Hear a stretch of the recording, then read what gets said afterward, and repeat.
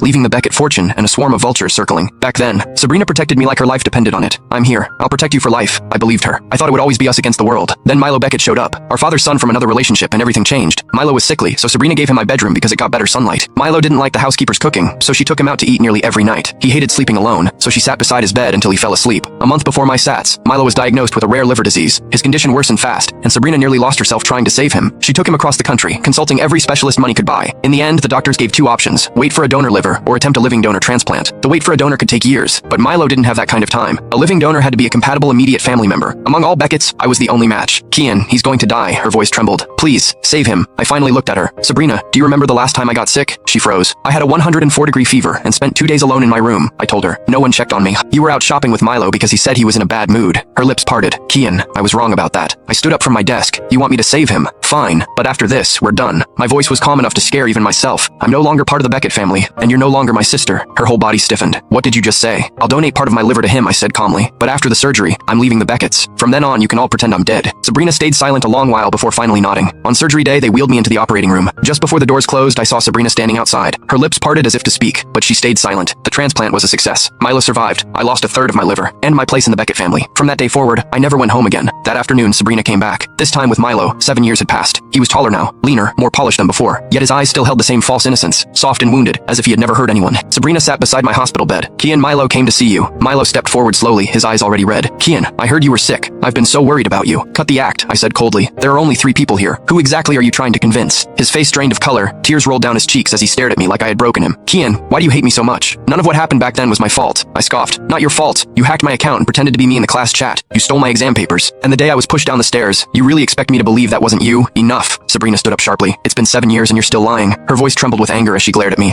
All the evidence back then showed you were the problem? How long will you keep blaming Milo for your own mistakes? You were jealous because he got more attention. You hated him so much. You made up those disgusting lies. Each word twisted the knife in my chest deeper. I met her gaze steadily. Sabrina, are you really sure I'm the liar? Of course, she said coldly. Everyone, teachers, classmates, they saw how you treated him. You bullied Milo because you were jealous. I closed my eyes. There was no use arguing anymore. She never trusted me. Just then, Milo stepped closer and gripped my hand. I know you hate me, but when Sabrina told me you were sick, what he was about to say hung uncertainly in the air. I was devastated. If you need money for treatment, I'll give you everything. I've saved. I jerked my hand away. Milo, spare me the performance. Find someone who still believes it. Then I turned to Sabrina, my voice flat. You came here for one reason. Let me be clear. I'm not giving him my liver. I'd rather donate it to a stranger than save him again. Sabrina's face went ice cold. Kian, how can you be so heartless? Heartless. I met her gaze. 7 years ago, I gave him a third of my liver, and what did I get in return? You threw me away like trash. I let out a bitter laugh. Now suddenly I exist again. Tell me, Sabrina, why should I save him a second time? That was your fault, she snapped. Fine. I nodded slowly and glanced at Milo. Maybe it's